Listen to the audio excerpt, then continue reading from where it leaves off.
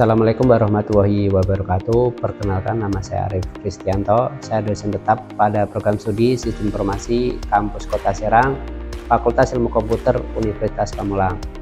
Video ini dibuat untuk melengkapi persyaratan dalam pengajuan sertifikasi dosen gelombang 1 tahun 2025, yaitu pernyataan diri dosen dalam unjuk kerja Tridharma Perguruan Tinggi atau biasa disebut PDD UKT-PT dalam bidang pengajaran. Pada kesempatan kali ini, mata kuliah yang akan saya ambil sebagai contoh adalah algoritma pemrograman. Mata kuliah algoritma pemrograman merupakan mata kuliah wajib bagi mahasiswa semester 1 pada program studi Sistem Informasi Kampus Kota Serang, Fakultas Ilmu Komputer Universitas Pamulang. Mata kuliah ini berbobot 3 SKS selama 16 pekan, 7 pertemuan pertama sebelum UTS, kemudian dilanjutkan 1 kali UTS, kemudian 7 pertemuan selanjutnya dilakukan setelah UTS, kemudian 1 kali lagi untuk ujian akhir semester atau UAS. Mata kuliah ini disampaikan dengan metode DAI atau Delivery, Interaction, dan Assessment. Capaian pembelajaran mata kuliah ini, yang pertama, mahasiswa mampu menganalisa kasus bisnis operasional yang diberikan dengan menggunakan penulisan algoritma pemrograman. Kemudian, mahasiswa mampu menerapkan pemikiran logis, kritis, sistematis dalam memecahkan masalah komputasi menggunakan algoritma yang tepat ke dalam suatu program menggunakan bahasa pemrograman tingkat tinggi, yaitu yang digunakan menggunakan bahasa pemrograman C++. Dalam mata kuliah ini kami memiliki pokok bahasan. Yang pertama, pengertian algoritma, ciri-ciri algoritma, kemudian ada pengertian program, pemrograman, dan bahasa pemrograman. Kemudian cara menulis algoritma seperti kalimat deskriptif, pseudocode, dan flowchart. Kemudian struktur program, runtutan, percabangan, dan perulangan. Ada tipe data, variabel, konstanta, dan operator. Percabangan if dan switch case. Perulangan for, while, dan do while. Break dan continue, function dan prosedur. Yang terakhir array 1 dimensi dan array 2 dimensi. Mata kuliah ini menjadi landasan penting untuk mengembangkan keterampilan pemrograman lanjutan dan untuk menyusun sistem perangkat lunak. Evaluasi hasil pembelajaran mata kuliah algoritma pemrograman didapat melalui kehadiran, tugas, UTS, dan UAS. Bobot kehadiran sebesar 10%, bobot tugas sebesar 20%, bobot UTS sebesar 30%, dan UAS sebesar 40%. Metode perkuliahan yang digunakan dalam mata kuliah ini yaitu blended learning, yaitu secara luring maupun daring. Untuk perkuliahan secara daring menggunakan LMS atau Learning Management System Universitas Pamulang. Untuk perkuliahan secara luring menggunakan model pembelajaran PBL dan PJBL dengan metode pembelajaran ceramah, studi kasus, diskusi, dan praktikum agar mahasiswa mampu memahami apa yang telah dibahas atau yang telah dipelajari. Kemudian, referensi yang digunakan dalam mata kuliah algoritma pemrograman itu cukup beragam. Yang pertama ada buku algoritma dan pemrograman dalam bahasa Pascal, C, dan C++ yang ditulis oleh Munir Rinaldi dan Lydia Leoni. Kemudian buku karya sendiri yang berjudul Konsep Teknologi Informatika. Kemudian ada e-book Introduction to Algorithm. Kemudian ada jurnal-jurnal terkait dan berbagai modul lainnya. Demikian informasi terkait mata kuliah algoritma pemrograman, program studi Sistem Informasi Kampus Kota Serang, Fakultas Ilmu Komputer Universitas Pamulang. Berikut adalah cuplikan perkuliahan untuk mata kuliah algoritma pemrograman di ruang kelas. Selamat menyaksikan. Assalamualaikum warahmatullahi wabarakatuh.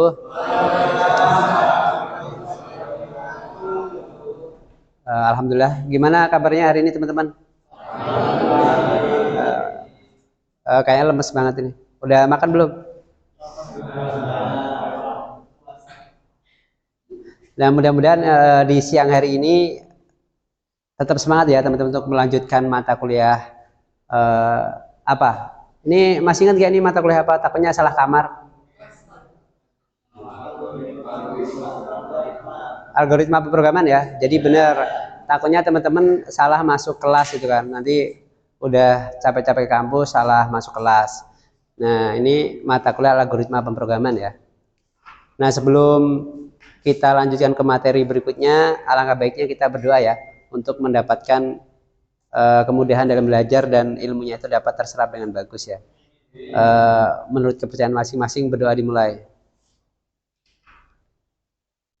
Berdoa jangan pernah berhenti ya.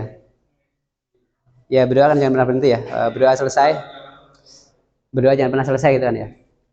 Nah, selanjutnya hari ini kita akan membahas terkait dengan, sebelum kita bahas dengan materi, saya silahkan teman-teman untuk presensi ya, dibuka di MyUnpamnya masing-masing atau di siakatnya ya, ataupun sianya, silahkan di-scan untuk presensinya.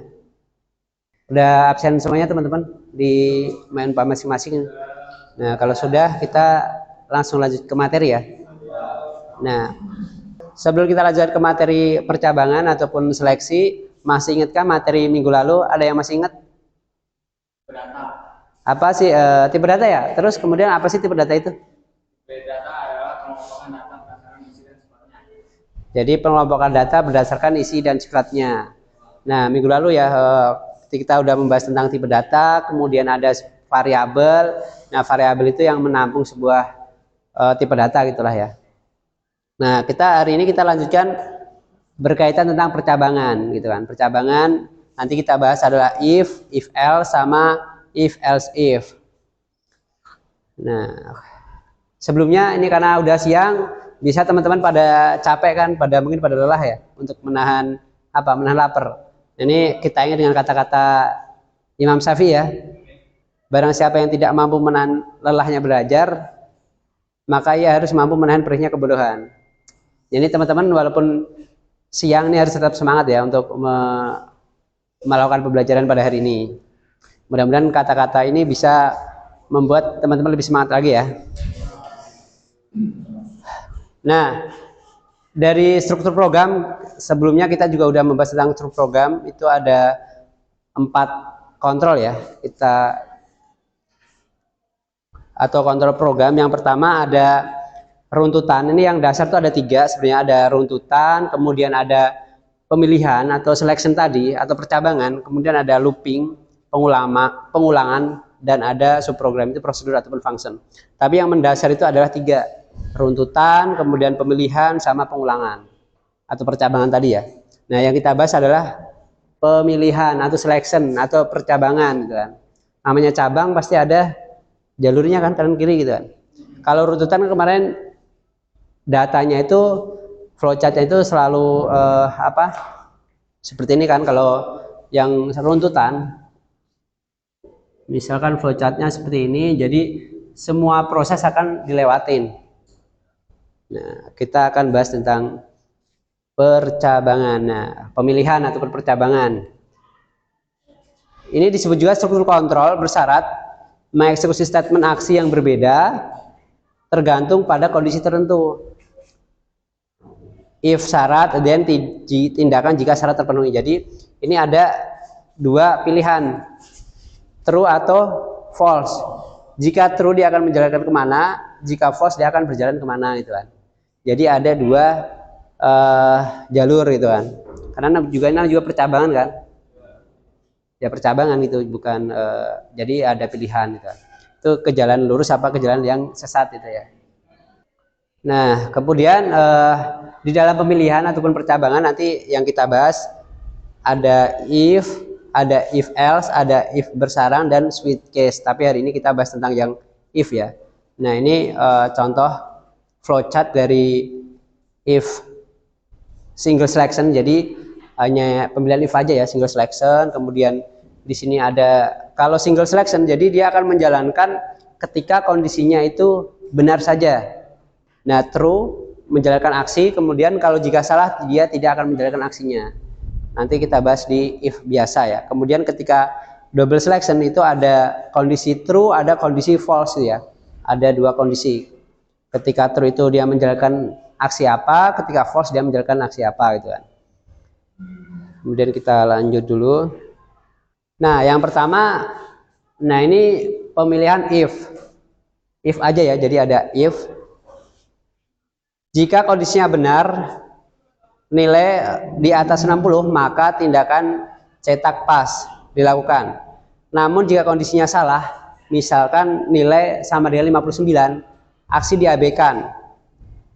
Nah, jadi hanya menjalankan kondisi yang benar saja. Misalnya kalau dibikin flowchart seperti ini. Itu kondisinya berapa tuh nilai? Di atas sama dengan 60. Ini true, misalkan true. Cetak apa itu? Pas ya.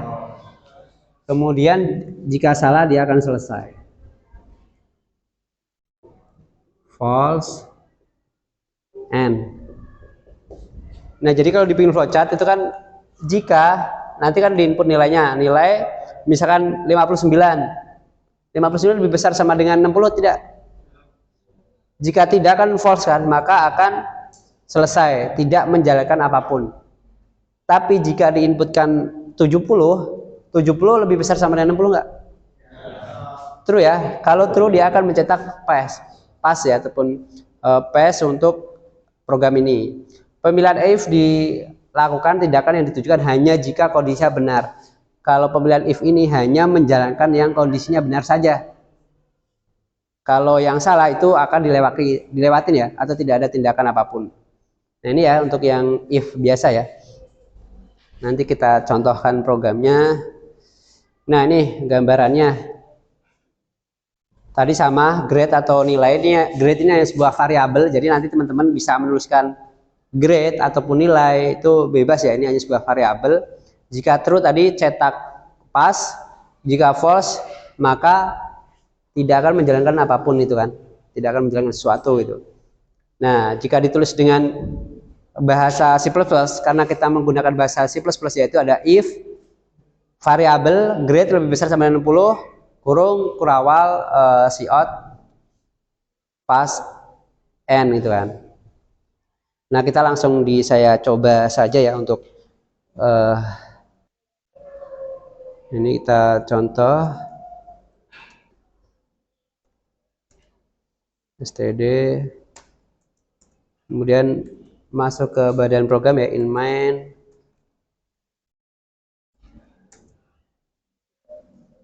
Nah, tadi variabel yang dibutuhkan adalah apa tadi? Nilai ya.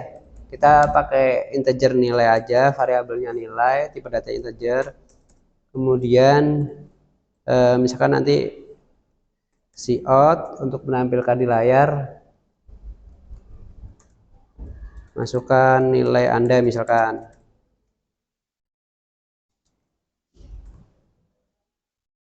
Kemudian yang diinputkan apa? Cin menginput di layar ya, itu adalah nilai. Kemudian di seleksi atau di pemilihan ya, menggunakan if tadi dalam kurung apa? Nilai lebih besar sama dengan 60, maka tadi ngapain? Cout lulus gitu aja ya, contohnya misalkan lulus itu. Nah, lulus. Nah, misalkan seperti ini hanya if yang apa, kita compile, kita simpan dulu. Nah, kita simpan misalkan tadi if atau percabangan ya, percabangan di folder percabangan. Nah, namanya misalkan tadi if, jangan lupa .cpp ya, atau C++ if, kita simpan. Nah, program akan muncul seperti ini ya. Masukkan nilai Anda, misalkan tadi di input berapa? 59 atau 70 ya. 70. Maka lulus. Nah, ini kondisinya. Nah, ini ketika di input 70 maka kondisinya adalah lulus. Karena masuk dalam kriteria. Jadi masuk lulus. Nah, misalkan kalau kita input di bawah 60 atau 50 misalkan. Kita eksekusi lagi. misalkan berapa, 50 ya. Nah, dia tidak akan menjalankan apapun ya, kosong kan, karena tadi itu if-nya tunggal, hanya akan menjalankan kondisi yang benar saja. Jadi paham ya teman-teman ya. Nah, kita lanjutkan kondisi yang kedua. Nah, tadi kan sama kan untuk implementation-nya.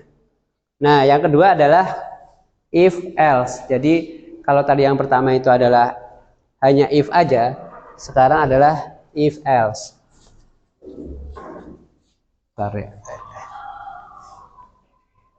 Nah, pada if else, pada algoritma di atas, jika kondisi salah, misalkan nilai sama dengan 59, maka tindakan cetak violet atau misalkan nggak lulus ataupun tidak lulus itu kan.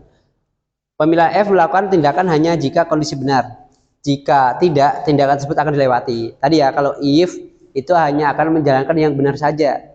Tapi kalau ada if else, kita dapat menentukan tindakan ketika kondisinya salah.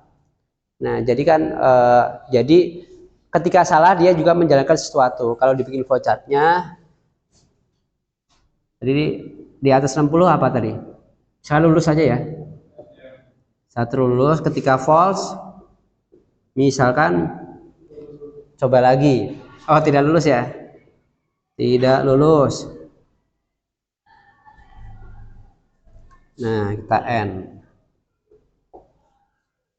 Nah, misalkan kita di input berapa nilainya? Misalkan di input kondisi yang gagal ya, misalnya tidak masuk kriteria ini, misalnya di input 50, 50 lebih besar sama dengan 60 tidak?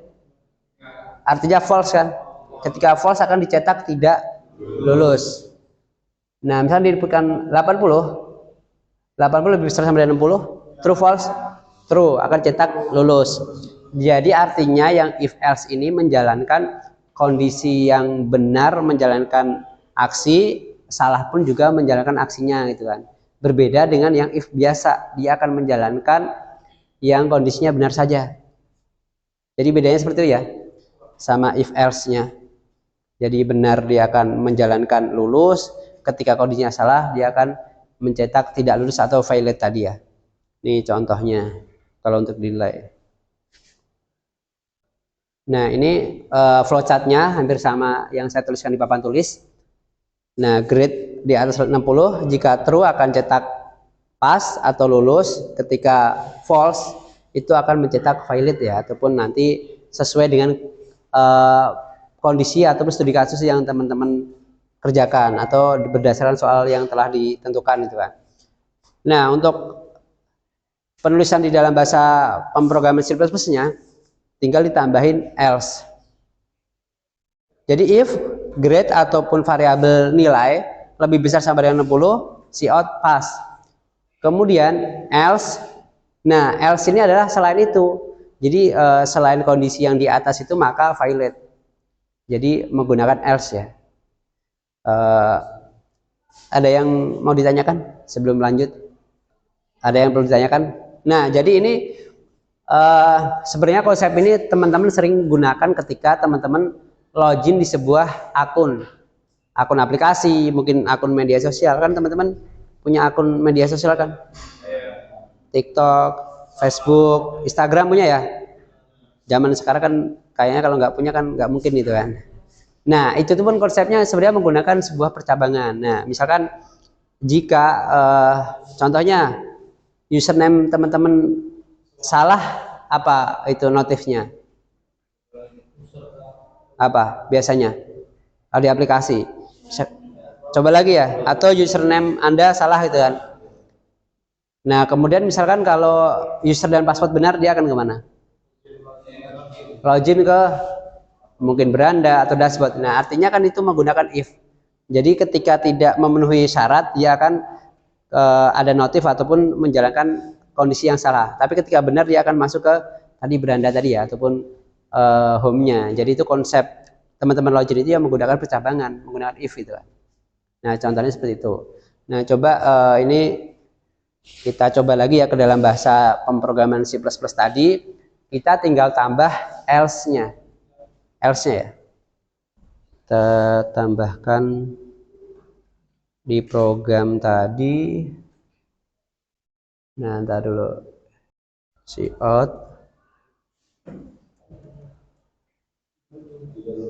tidak lulus.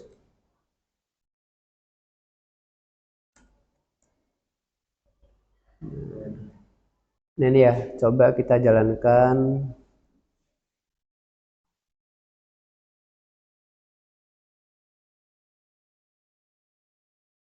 Nah, tadi kan yang if biasa ketika dijalankan kondisinya salah, dia akan bypass kan, tidak menjalankan apapun. Coba kita inputkan 50 nilainya.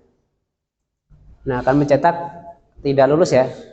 Jadi program pun juga akan menjalankan tidak lulus ketika kondisinya salah, akan menjalankan yang ini. Artinya ketika teman-teman masuk, tadi kan memasukkan nilai Anda, jadi nilai diinputkan, kemudian nilai itu dicek di sini. Misalkan teman-teman tadi memasukkan nilai 50, di sini masuk sini 50 lebih besar sama dengan 60 tidak. Jika tidak, maka dia akan yang lainnya. Kalau di sini benar, maka dia akan menjalankan sini. Ketika salah, dia akan menjalankan yang else-nya selain itu. Maka yang salah pun dijalankan tidak lulus. Itu ya, paham ya? Jadi yang salah dijalankan dengan aksi tertentu, yang benar pun juga dijalankan. Beda dengan yang if biasa. Jadi flowchartnya ada tambahan aksi yang false ya, ada tambahannya nih. Nah, itu untuk yang if else ya. Nah, ini tadi masih if else. Nah, tadi ya, dalam kasus ini jika nilai kurang dari 60, program menjalankan kedua pernyataan tadi ya, yang saya jelaskan tadi, maka dia akan menjalankan yang kondisi else-nya. Nah, terus jangan lupa dikurung ini ya, harus ada pasangan yang kurang awal ya. Jadi ini pasangan dengan ini, else-nya pasangan dengan ini. Coding aja juga berpasangan ya. Kalau nggak ada pasangan namanya jomblo itu kan. Jadi makanya ini harus berpasangan nanti untuk mengecek sebuah kurung awalnya gitu. Nah, kemudian yang ketiga, if else if ini artinya teman-teman bisa melakukan lebih dari satu kondisi. Kalau yang if else tadi hanya satu kondisi, tapi jika menggunakan if else if itu lebih dari satu kondisi. Misalkan teman-teman biasa itu kan kalau musim-musim lebaran diskon mungkin di supermarket atau apa, atau mungkin di Indomaret atau di swalayan ya. Misalkan pembelian di atas 1 juta maka diskonnya misalkan 20%. Terus jika pembelian di atas 500.000 maka diskonnya misalkan 5% gitu kan. Nah, itu bisa menggunakan beberapa kondisi di dalam if else if ini. Jadi lebih dari satu kondisi. Nah, memungkinkan untuk menguji beberapa kasus dengan penempatan pernyataan if else di dalam if else. Jadi nanti ada banyak kondisi yang bisa dijalankan. Misalnya algoritma berikut akan mencetak A untuk nilai lebih besar. Jadi kan misalkan kita dinilai dalam perkuliahan itu kan ada A, ada B, ada C, ada D, ya ada F itu malah ya. Di contoh ada A, B, C, D, F. Nah, masing-masing kategori ini mempunyai kriteria masing-masing. Misalkan yang A itu lebih besar daripada 90. Kemudian yang B itu nilai lebih besar dari 80. Kemudian nilai C itu lebih besar daripada nilai lebih dari sama dengan 70. Dan D itu nilai lebih dari sama dengan 60.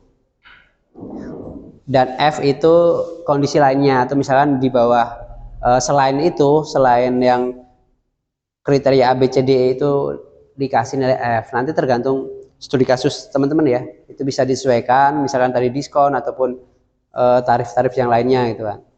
Nah, ini ya, ketika nanti dibuat ke dalam apa nih? Ke dalam pemrograman C++. Ini masih bahasa C ya, nanti ke C++. Jadi itu nanti printf-nya diganti cout. Jadi misalkan if grade atau nilai di atas sama dengan 90 dicetak atau count A. Else, kemudian else if grade di atas sama dengan 80 maka akan mencetak B, else if lagi, else if, dan else yang terakhir yang F tadi. Jadi artinya ada beberapa kondisi ya. Kalau misalkan saya gambarkan seperti ini flowchartnya. Jadi ada 4 belah ketupat ya. Anggap aja gambarnya bagus ya. Anggap aja gambarnya bagus.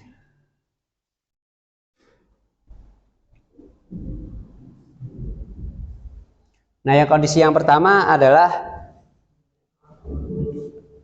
saya nilai aja, nilai di atas sama dengan 90.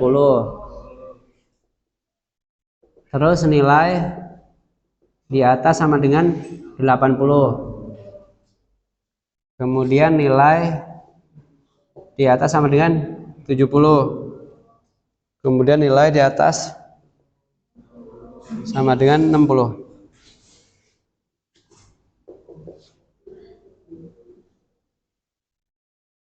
Kalau true cetak misalkan B, C, D. Nah, selain itu tadi yang ini F ya. Anggap aja gini. True. Nah, jadi flowchartnya seperti ini. Jadi ada beberapa kondisi. Misalkan namanya tadi pemilihan atau percobaan itu dapat menjalankan sesuai kondisi ya. Beda sama yang tadi runtutan, dia akan menjalankan satu persatu, langkah demi langkah, tidak bisa dilewati. Tetapi kalau untuk percabangan ini bisa menjalankan sesuai kondisinya. Misalkan teman-teman nilainya berapa, misalkan contohnya berapa? 85. Ya, misalkan nilai teman-teman di input itu 85. Misalkan nanti input 85 nilainya 85 lebih besar sama dengan 90 tidak? Jika tidak maka false kan, dia akan masuk ke kondisi berikutnya. 85 lebih besar sama dengan 80? True, maka cetak B. Jadi artinya dia akan menjalankan di bidang bagian ini saja karena udah sesuai kondisinya. Nah, jadi tadi yang kondisi sini dilewatin, kondisi ini dijalankan karena sesuai kriteria tadi. Nah, misalkan semua ini kondisi tidak terpenuhi, misalnya diinputkan nilai 50. 50 lebih besar sama dengan 90? Tidak kan? Terus 50 lebih besar sama dengan 80? False kan? 50 lebih besar sama dengan 70? 50 lebih besar sama dengan 60? Jika tidak maka dia akan menjalankan else-nya, akan mencetak F. Jadi seperti itu ya untuk percabangan if else if. Jadi ini lebih dari satu kondisi. Saya akhiri perkuliahan hari ini, kita akhiri dengan baca alhamdulillahirobbilalamin. Sampai jumpa minggu depan. Saya akhiri, wassalamualaikum warahmatullahi wabarakatuh.